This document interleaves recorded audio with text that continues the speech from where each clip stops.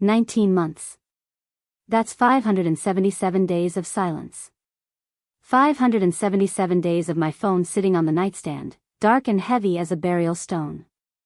I didn't change my number. I didn't block their social media accounts. I didn't even change my profile picture. I kept the line open, a digital lighthouse waiting for a ship that had no intention of coming home. I wanted to see how long it would take for someone to notice that the person who held the ceiling up had walked out the front door. I wanted to see if I existed to them as a human being, or if I was just a piece of the furniture, something you only miss when you have nowhere to set your coffee. I remember the night I left Detroit. It was a Tuesday, late enough that the industrial fog had settled over the Mackinac Bridge like a wet wool blanket. I had everything I owned packed into a rented U-Haul trailer hitched to the back of my SUV. I drove past the steel mills and the boarded-up diners of my youth, the orange glow of the city lights reflecting in the puddles like spilled copper. I didn't tell my mother. I didn't tell my sister, Sloane. I didn't even leave a note on the kitchen counter. I just turned the key in the ignition and started driving towards Seattle. 2,000 miles of highway stretched out before me, a long, black ribbon of anonymity. Every mile was a stitch being ripped out of a life I'd been sewing together for 17 years. The silence that followed wasn't a shock, it was a confirmation. For 19 months, not a single one of them called. Not on my birthday. Not when the first frost hit. Not on Thanksgiving when the table I usually set was undoubtedly empty. Not once, until my sister showed up at my old apartment in Michigan because her nanny had quit and she needed someone to watch her kids for a spa weekend. That was the trigger. That was the moment the ghost was finally seen. Within 48 hours of her finding that empty unit, my mother left 47 voicemails. I listened to every single one.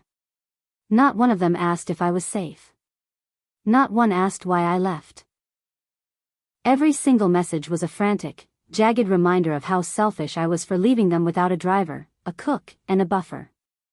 They weren't mourning a daughter, they were inconvenienced by the loss of a servant. But before I show you how I broke them, I have to show you the moment the snap actually happened. It was my 32nd birthday, exactly 2 months before I left. I was still living 12 minutes away from my mother's house in a suburb that smelled like damp earth and disappointment. I spent that entire day at my desk as a logistics manager for a freight company, moving millions of dollars of cargo across the country with surgical precision. My phone sat next to my keyboard, mocking me. I checked it during my coffee break. Nothing. I checked it at lunch while I sat in my car eating a salad that tasted like cardboard. Nothing. I checked it at 5 p.m. As the office emptied out and the janitor started his rounds. Still nothing. No text from Sloane. No happy birthday post on the Facebook wall I'd intentionally left active. Just the hum of the air conditioner and the crushing realization that I was invisible on the one day I was supposed to be seen. I didn't go home to an empty house right away. Instead, I drove to a small bakery on the edge of town. I stood in line behind a woman buying a 4-tier cake for her daughter's wedding and a teenager buying a dozen donuts for his friends. When it was my turn, I bought a single red velvet cupcake. The girl behind the counter didn't even look at me as she slid it into a white paper bag. I took that bag out to my car, sat in the driver's seat with the engine idling, and ate it in the dark. The frosting was too sweet, the kind of sweetness that makes your teeth ache, but I forced it down. It was my communion. My celebration for one. At 7:15, the phone finally danced. My heart, traitorous as it was, gave a small, pathetic leap. I saw the caller ID, Mom. I took a breath, smoothed my hair as if she could see me through the signals, and answered. I didn't say hello. I waited. And in the silence of that car, my mother's voice came through, sharp and frantic. She didn't lead with a greeting. She led with a demand.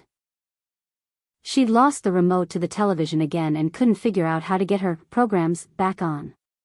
She sounded like the world was ending because the screen was black. I sat there, the taste of red velvet still on my tongue, and I told her, Mom, it's my birthday. There was a pause. It wasn't a guilty pause. It was the sound of a woman shifting gears because she'd hit a minor speed bump. "Oh," she said, her voice dropping into that flat, practiced tone of hers. "Happy birthday, Maya." Now, did you hear what I said? I've pressed every button and it's still not working. I hung up. I didn't scream. I didn't cry. I just looked at the white paper bag on the passenger seat and realized that I was the remote control for her entire life. And if I didn't change the batteries, I was going to burn out in the dark. To understand why a 33-year-old woman flees in the middle of the night, you have to look at the girl I was at 14. People think trauma is one big explosion, but for me, it was the sound of a closing door. My father had been dead for exactly 3 weeks. The house in Detroit was a mausoleum of unwashed laundry and casserole dishes from neighbors who had already stopped checking in. My mother was a ghost in a floral bathrobe, draped across the sofa in a house that felt like it was grieving harder than she was. My younger sister, Sloane, was 10. She was standing in the kitchen doorway, her ribs practically visible under her t-shirt, her bottom lip trembling. She looked at me and said, "Maya, I'm hungry." I waited for my mother to move. I looked at the back of her head, the graying roots showing through her perm, and I realized she wasn't coming. She was gone, even though she was still breathing. So, I opened the pantry. I found a box of generic macaroni and cheese. I had never cooked a meal in my life. I remember standing on a step stool, reading the instructions on the back of the box like they were a sacred text. I boiled the water. I stirred the noodles. When I tore the cheese packet, the powder exploded, coating my school shirt in neon orange dust. I didn't care. I made 2 bowls. I brought one to Sloane at the kitchen table, and I carried the other into the living room. I handed the bowl to my mother. She took it without looking up. Her eyes remained fixed on a television that wasn't even turned on. She took a bite, and then she said the 5 words that defined the next 2 decades of my existence. "Finally, someone is being useful." That was it. No thank you. No I'm sorry you have to do this. No acknowledgement that I was a child who had just lost her father and was now suddenly responsible for the caloric intake of a family of 3. In that moment, the daughter died, and the architect was born. I became the person who kept the house from falling apart. I became the person who bought the new sponges when the old ones smelled like mildew. I became the person who remembered the blood pressure medication and the parent-teacher conferences. I didn't volunteer for the role. There was no ceremony, no passing of the torch. It just happened because the alternative was watching us all starve in a house that smelled like dust and grief. Once you start being the person everyone relies on, you don't know how to stop. It becomes your identity. You start to believe that your only value lies in your utility. For 17 years, I was the glue. I was the bridge. I was the silent, invisible engine that kept the Reed family moving forward while they all sat in the passenger seats, complaining about the music and the temperature. But as I sat in my Seattle apartment, 19 months after leaving that life behind, I looked at a folder on my desk. It was thick, filled with printed screenshots and timestamps. I wasn't just the architect of their comfort anymore. I had become the architect of a very different kind of structure. I was building a mirror, one so clear and so cold that when I finally held it up to them, they wouldn't just see me. They would see the hollow space where a family was supposed to be. And the first person to realize that the mirror was coming wasn't my mother. It was the man who had seen every one of my signals and decided that silence was easier than a reply. The move to Seattle wasn't just a relocation, it was a clinical extraction. But before the extraction, there was the experiment. I am a logistics manager by trade. I don't make moves based on feelings, I make them based on data. 6 months before I loaded that U-Haul, I decided to stop being the initiator. I wanted to see if the threads connecting me to my family were woven from mutual love or if I was simply the only one holding both ends. I called it my quiet experiment.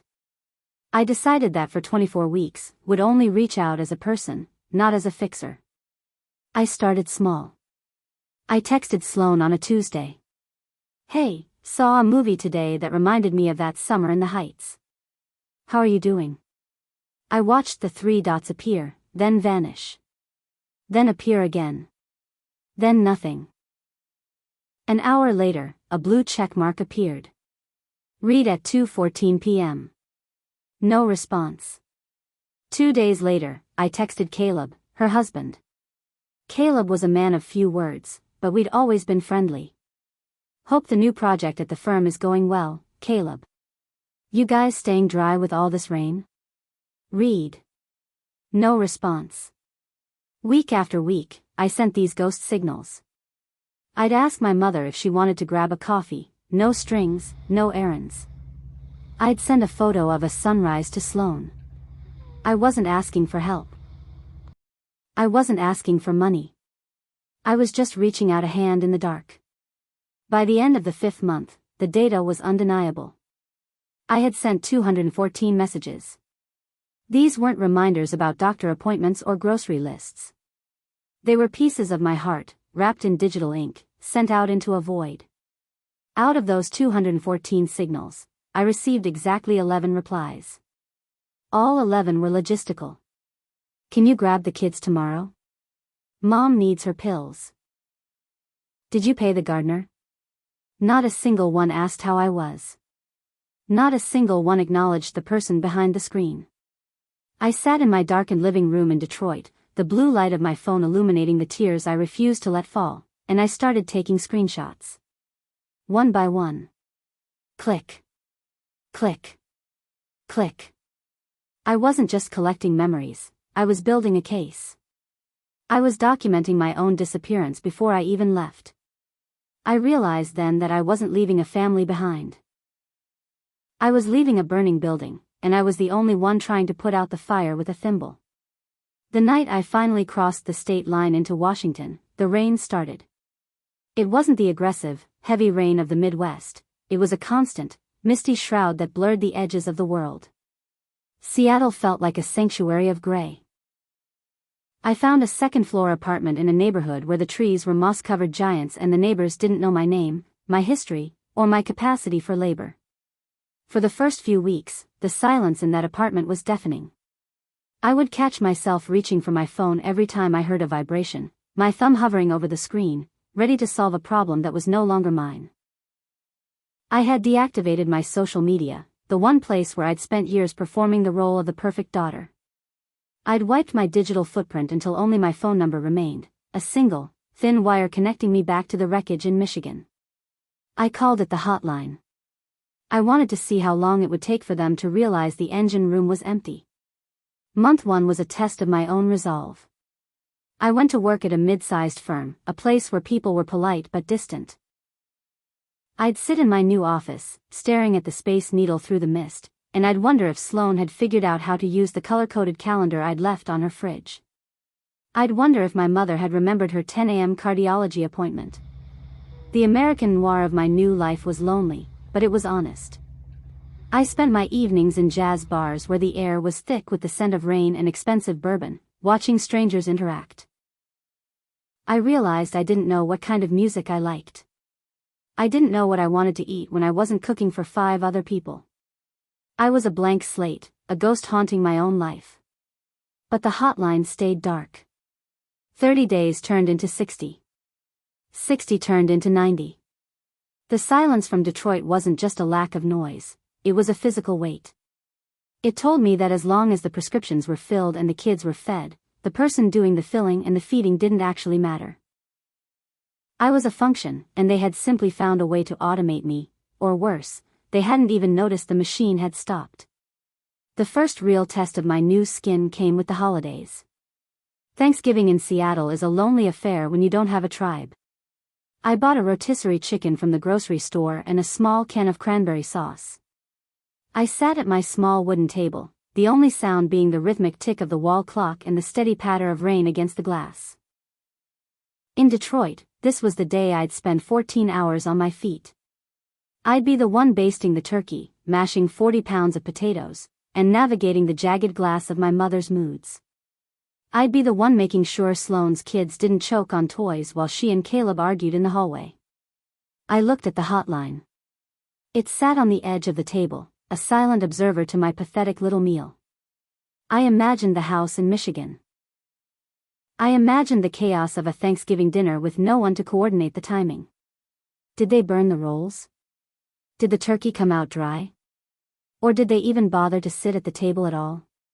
The realization hit me like a cold wave. Without me to build the stage, the play didn't happen. They didn't even have a holiday, they just had a Thursday. And yet, not one of them reached out to ask why the stage was dark. Not a text to ask for the stuffing recipe. Not a call to say they missed the sound of my voice. Christmas was worse. I spent it in a movie theater, watching a double feature of old Noir films, surrounded by other lonely souls smelling of popcorn and damp wool. I walked home through the city, the Christmas lights reflecting in the oil-slick streets like fractured jewels. When I got back to my apartment, I saw a single notification on my laptop. An old email thread from Sloan, sent 3 weeks prior. I hadn't seen it. The subject line, July 4th weekend. The body, can you watch the kids July 4th?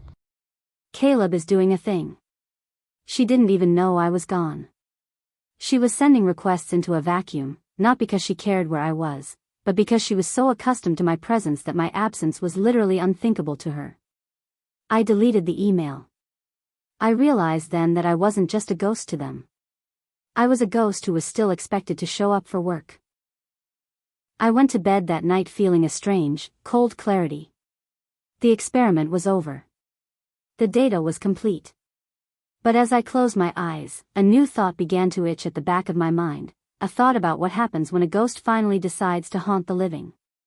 It was the 3rd week of January when the fog in my head finally began to thin, and it wasn't because of a breakthrough in therapy or a sudden moment of zen. It was because of a woman named Naomi. She sat 3 desks down from me at the logistics firm, a senior designer with a laugh that sounded like gravel over silk and a habit of bringing in overpriced sourdough from a bakery I couldn't afford yet. I had been a ghost in that office for months, efficient, silent, a shadow that moved freight and filed reports with robotic precision. I was the new girl from the Midwest who did her job and disappeared at 5 sharp. On a Tuesday afternoon, as the Seattle rain hammered against the floor-to-ceiling windows with a rhythmic, hypnotic violence, Naomi stopped by my desk. She didn't have a file in her hand. She didn't have a question about a shipment delay. She just leaned against the partition, took a sip of her coffee, and asked, "So, Maya, how was your weekend?" Truly. Did you do anything for yourself? I opened my mouth to give the standard, rehearsed answer. The one I'd used for years in Detroit to deflect attention. Oh, you know, busy. Just keeping things moving. But the words died in my throat. I realized, with a sudden, sharp pang in my chest, that no one had asked me that in a decade. In Detroit, a question about my weekend was always a prelude to a request. How was your weekend? Great, hey, can you drive Mom to the pharmacy? How was your weekend? Good, listen, can you take the boys Saturday so I can sleep? But Naomi wasn't looking for a favor. She was just looking at me. She was waiting for the answer. I felt a hot, prickly sensation behind my eyes, a wave of raw emotion so sudden it terrified me. I had to look down at my keyboard to hide the fact that my vision was blurring. I had spent my entire life being a pillar, a foundation, a sturdy thing that other people leaned on, and here was a stranger treating me like a person with a Saturday and a Sunday that belonged to her. That moment was the heart-hitting peak I hadn't prepared for. It was the realization that recognition shouldn't be a transaction. I didn't have to earn the right to be seen by being useful. I just had to exist. That night, I didn't go to a jazz bar.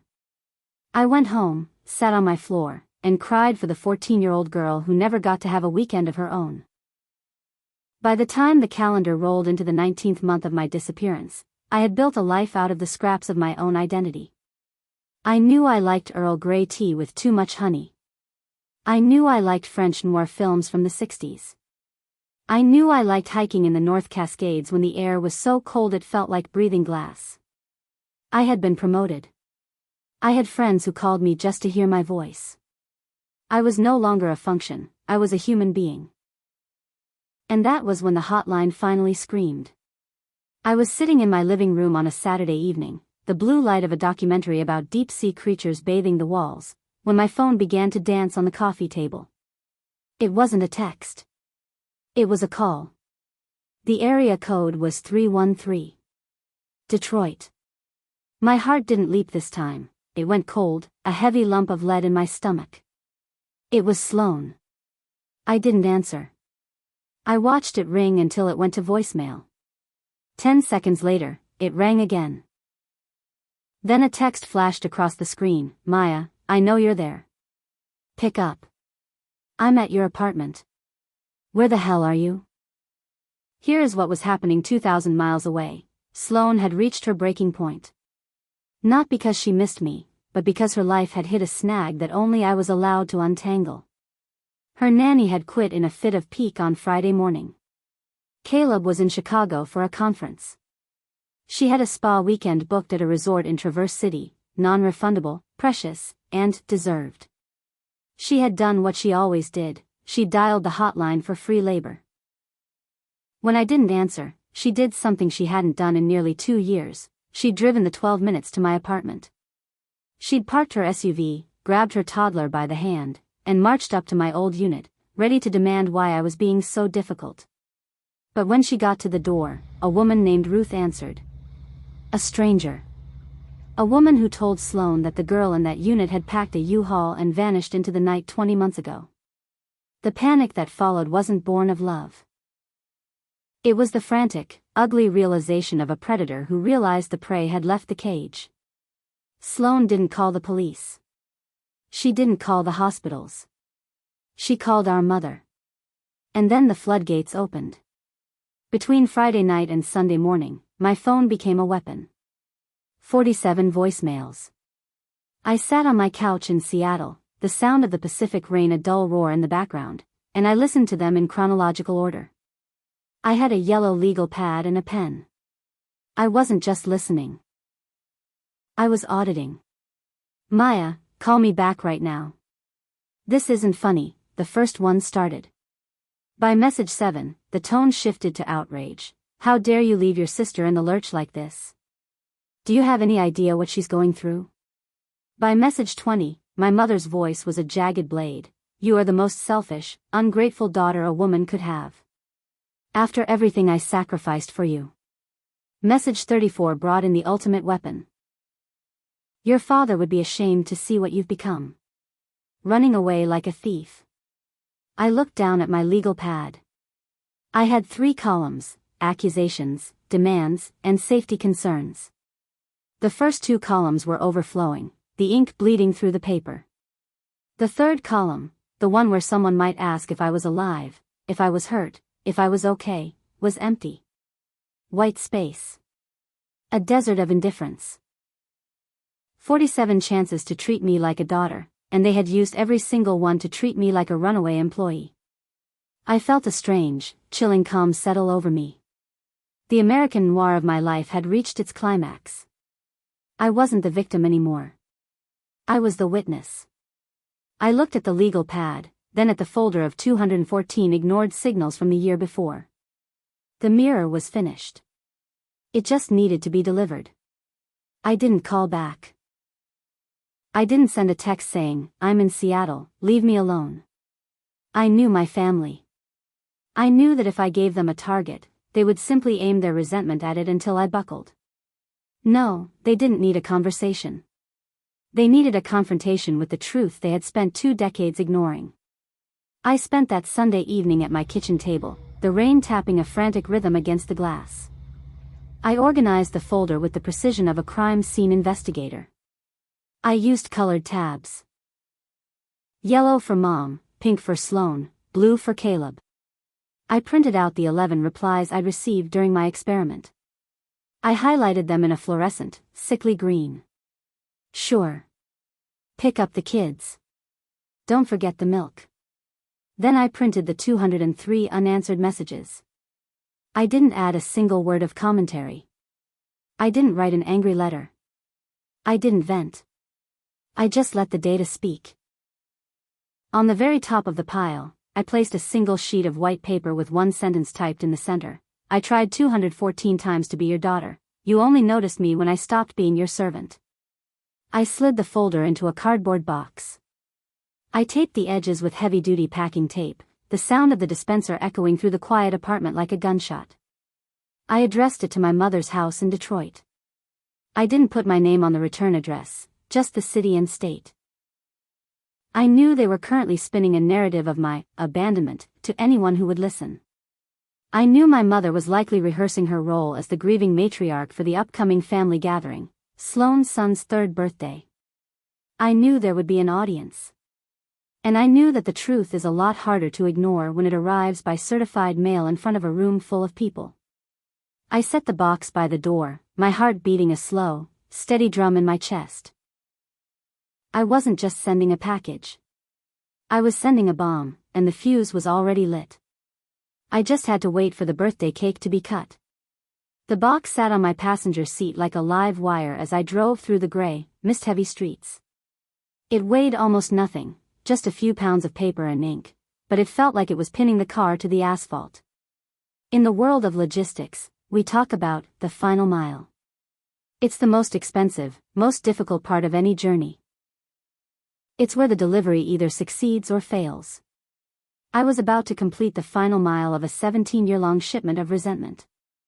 I walked into the post office, the bell above the door chiming with a cheerful indifference.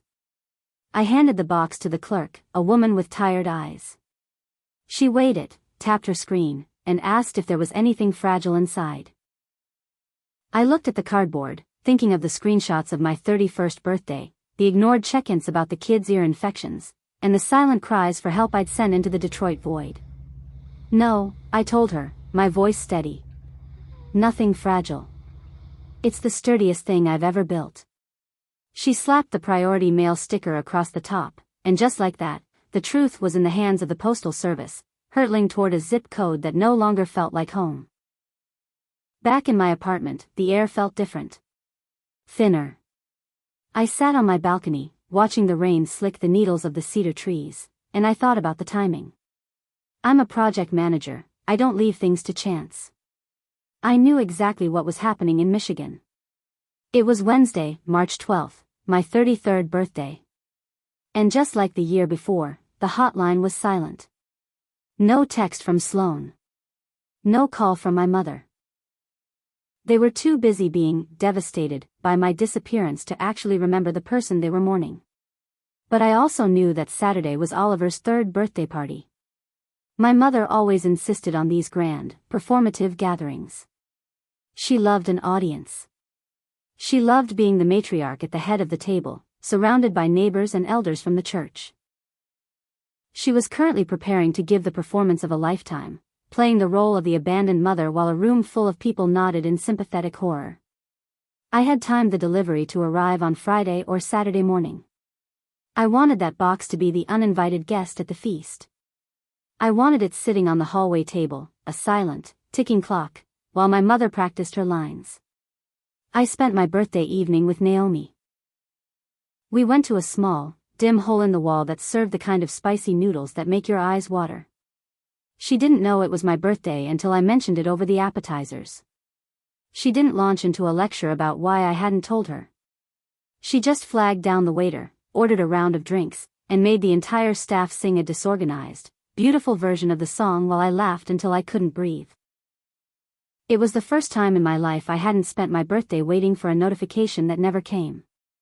I realized then that the box I'd sent wasn't a weapon of revenge. It was a divorce decree. I was officially separating my worth from their neglect. I went to bed that night and slept for 9 hours straight, undisturbed by the ghosts of Detroit, while somewhere over the plains of Nebraska, a cardboard box was carrying the evidence that would burn my old life to the ground. Saturday afternoon in the Detroit suburbs usually sounds like lawnmowers and distant highway hum, but inside my mother's house, it sounded like a stage play. I could picture it with terrifying clarity. The dinosaur-themed streamers. The smell of a store-bought cake because no one remembered to call the bakery I'd used for years.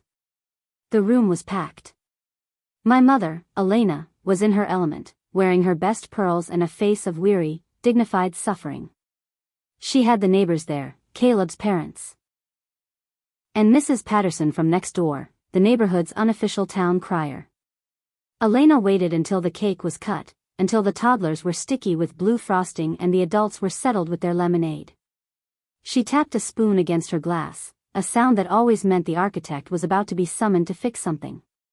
But this time, she was summoning a shadow. Before we continue, Elena began, her voice trembling with just the right amount of practiced grief, I want to thank you all for being here. It's been a difficult nearly 2 years.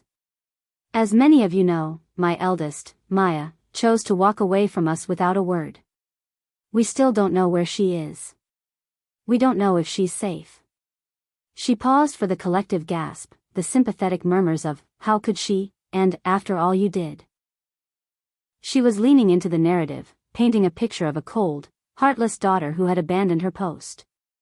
I raised her to know that family is everything, Elena continued, but some people choose to turn their backs on love. We have to be strong for the children. We have to show them that we stay, even when others run. It was a masterpiece of manipulation. She was cementing her status as the victim, ensuring that if I ever did return, I would return to a community that had already found me guilty in absentia. But the universe has a funny way of correcting the record. Just as Mrs. Patterson reached out to pat my mother's hand, Caleb's father, Gerald, a man who spent 40 years as an electrician and had no patience for theatrics, pointed toward the hallway. Elena, there's a package on the table. Came this morning. Return address says Seattle. The room went silent. The name, Seattle, hung in the air like a sudden drop in temperature. Sloane froze, her fork halfway to her mouth. Elena's face went through a kaleidoscope of emotions, shock, hope, and then a flicker of something that looked a lot like fear. She walked to the hallway, the heels of her shoes clicking like a countdown on the hardwood. She picked up the box. It was light, but she carried it back to the dining table like it was made of lead. It's from her, Sloane whispered, her voice tight. The guests leaned in. They expected a letter of apology. They expected a tearful explanation. Elena slid her thumb under the tape and pulled back the flaps, revealing the thick, neatly tabbed folder. On the very top sat my single sheet of paper. Elena picked it up, her eyes scanning the words. She didn't read it silently. Out of some ancient, ingrained habit of performing for the room, she read it aloud. I tried 214 times to be your daughter, you only noticed me when I stopped being your servant. The silence that followed wasn't just quiet, it was a vacuum. It sucked the air right out of the room. Elena's hand began to shake, the paper fluttering like a dying bird. She set it down and opened the first tab. Pink. Sloane's section. She turned the page to a screenshot of a text message dated 14 months ago. Hey, Sloane. Just checking in. I know the kids have been sick. Do you need a coffee or just someone to vent to? Next to it, in my handwriting, was the notation, read at 3:15 p.m. No response. She turned another page. Then another. The room watched in a sort of horrified fascination as the big reveal unfolded. This wasn't a letter. It was a ledger. It was a cold, mathematical proof of their indifference. Gerald Bellamy leaned over, his brow furrowed as he read the section tabbed in blue, Caleb's section.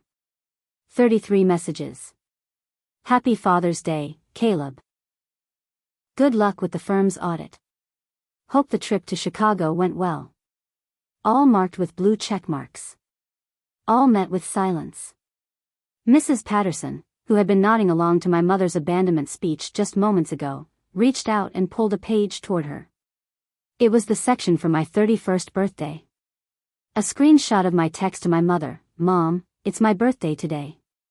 And my mother's response, did you pick up the prescription?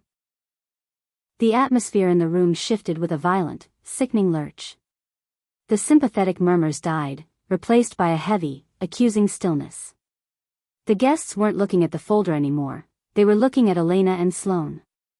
They were looking at the women who had just spent 20 minutes mourning a girl they couldn't even bother to text back. Mrs. Patterson stood up first, her face a mask of pinched discomfort. 87 times, Elena, she asked, her voice flat. She reached out to you 87 times in 5 months, and you didn't answer once? Elena's mouth opened, but no sound came out. She looked like a woman who had walked onto a stage and realized she was standing in the middle of a crime scene. But as the guests began to shuffle toward the door, leaving their cake unfinished and their lemonade warm, a different kind of sound began to rise from the end of the table. The sound of Caleb's chair scraping against the floor as he stood up, his face as pale as a ghost's. Caleb didn't just stand up, he seemed to deflate, as if the air in the room had suddenly become too thin to support the lie they'd been living. He looked at the folder, then at Sloane, and for the first time in their marriage, he didn't reach for her hand. He reached for the truth. The room was emptying in that slow, agonizing way a tide pulls back from a jagged shore. Deliberate, quiet, and leaving everything behind. Mrs. Patterson was gone. The neighbors who had just moments ago been nodding in sympathy were now looking at the sidewalk, avoiding the windows of the house like it was haunted. And in a way, it was. It was haunted by the 214 signals they had buried under the floorboards of their own convenience. The fracture didn't happen with a scream, it happened with a whisper. Elena was clutching the edge of the dining table so hard her knuckles were the color of bone. Her performance was ruined. The stage had collapsed. She looked at Sloane, her eyes wide and searching for a target, and the blame game began, the ancient, ugly ritual of the Reed family. How did you not know? Elena hissed, her voice a low tremor. You lived 10 minutes from her. You saw her every week. How did you not know she was reaching out like this? Sloane's face went from pale to a hot, indignant red. The friends who had been rubbing her shoulder just minutes ago were now standing by the door, watching the sisterhood dissolve in real time. Me? Sloane shot back, her voice cracking. I have 3 kids, Mom. I'm exhausted. You're the mother. You live 12 minutes away. You're the one who called her every time your cable went out or your blood pressure spiked. Did you ever ask her how she was? Not once in those 200 pages did you ask her how she was. The room splintered. It was a circular firing squad of resentment. Elena blamed Sloane's selfishness. Sloane blamed Elena's helplessness. Gerald Bellamy looked at his son, Caleb, with a disappointment so heavy it felt like a physical weight in the room. Son, Gerald said, his voice the low rumble of a man who valued a person's word above all else.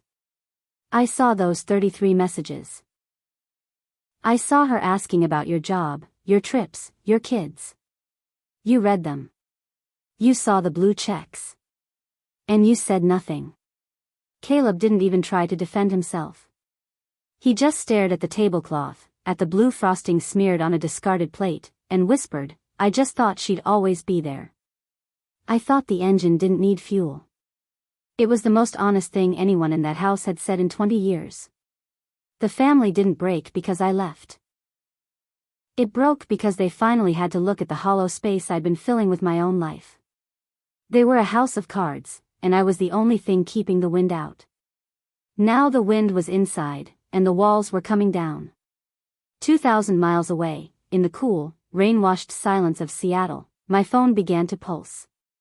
It was late evening for me, the city lights shimmering in the puddles outside my window like liquid neon. I sat on my couch with Naomi, the documentary about deep-sea creatures still humming softly in the background. I watched the caller ID, Mom. I let it ring. Sloane. I let it ring. Mom again.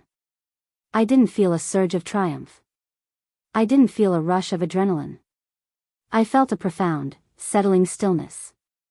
It was the feeling of a debt finally being acknowledged, even if it could never be paid. Naomi looked over at me, her eyes kind and non-intrusive. You okay? She asked. I looked at the phone as it finally went dark, then back at the screen where a giant squid pulsed through the black water of the abyss. Yeah, I said, and for the first time in my life, I meant it. It's just the past calling to see if the present is still home. It isn't. I checked the voicemails later that night, after Naomi had gone home and the apartment felt like a sanctuary again. There were 2. The first was from my mother. It wasn't the voice of the matriarch. It was the voice of a woman who had been caught in a lie by her entire community. Willa, she began, and I noticed she used my full name, a rarity. How could you do this? In front of everyone? You humiliated me. Mrs. Patterson won't even look at me. The church. Barbara called and said my leadership role is on hold. You've ruined everything. How dare you make us look like this? Still no, are you okay? Still no, where are you? Just the optics. Just the damage to her brand of motherhood. I deleted it. The second voicemail was from Caleb. It was short. 10 seconds of heavy breathing before he finally spoke. Willa. I'm sorry. I saw the folder. I saw the Father's Day text. I don't have an excuse. I'm sorry. I didn't delete that one. I saved it in a folder labeled Truth. It wasn't a bridge back, but it was a stone placed in the water. I realized then that my package hadn't created the chaos in Michigan, it had simply turned the lights on. They were all still arguing about who looked worse, who was more to blame, and how to fix the story. They weren't talking about me. They were talking about the mirror I'd left on their table. I went to bed and listened to the rain, feeling like a woman who had finally put down a suitcase she'd been carrying since she was 14. I was 33 years old, I lived in the Northwest, and for the first time, my name was the only one on my calendar. 6 months have passed since the birthday party that ended a family. The rain is back, a steady, comforting companion that blurs the edges of the trees outside my window. I'm standing in my kitchen, and the air is thick with the scent of thyme, garlic, and slow-roasted beef. I'm making my mother's pot roast. It's the one thing she truly gave me, a recipe passed down on a stained index card, a roadmap to a comfort she rarely knew how to provide in person. I make it now not out of obligation, but out of choice. I make it because I like the way it tastes. I make it because it makes my apartment feel like a home that belongs to me. My life is quiet now, but it is loud with the things that matter. Naomi is coming over for dinner. My promotion at work is official. I am the senior project manager, the one they call when the logistics are impossible, because they know I can hold the sky up without breaking a sweat. But now, I get paid for it. Now, I get thanked for it. Every entry on my calendar is a color I chose. Saturday hikes. Wednesday pottery. Monday nights with a book and the sound of the wind. I am no longer a backup plan. I am no longer a service. I am Maya Reed, and I exist. I heard through friends that the house in Detroit is quiet. My mother and Sloan aren't speaking. The vacuum I left behind was too big for either of them to fill, and they've spent the last half-year blaming each other for the draft. Caleb sends me photos of the kids once a week, the first lost tooth, a drawing of a house with purple flowers. He doesn't ask when I'm coming home. He knows I am home. I don't reply with long letters. I just send a heart or a wow, they're getting so big. It's a window cracked an inch, and for now, that's all the air I can let in. Before I sit down to eat, I do something I haven't done in nearly 2 years. I take a photo of the pot roast, the steam rising from the bowl in the soft evening light. I open a text to my mother. I don't think about the 214 ignored signals. I don't think about the 47 vitriolic voicemails. I just think about the recipe. I type, I made the roast tonight. It turned out perfectly. Hope you're doing okay. I hit send. I don't wait for the bubbles to appear. I don't check for the blue check marks. I set the phone face down on the counter and sit at the table with my friend. The reply comes 3 minutes later. I don't look at it until the dishes are washed and the apartment is still. I'm glad, sweetheart. It was always your favorite. 2 words. No lecture. No guilt. No, when are you coming back to fix the TV? Just a small, fragile piece of warmth. Maybe it's the start of something new. Maybe it's just a ghost saying hello. Either way, I am okay. I didn't leave to punish them. I left because I needed to know if I was a person or a function. I found my answer in the silence of 19 months, and I found my life in the rain. If you're listening to this and you're the one holding the ceiling up, the one who remembers every birthday, plans every holiday, and wonders if anyone would notice if you just stopped, I see you. I was you. And I need you to know that your value isn't measured by how much you can carry for people who refuse to walk beside you. You are allowed to put the weight down. You are allowed to walk away. And you might find, like I did, that the people who call you selfish for finally having needs are simply the people who were most comfortable when you had none. My name is Maya Reed. I am safe. I am seen. And for the first time in 33 years, I am home. Thank you for listening. Thank you for watching. Subscribe Family Files for more.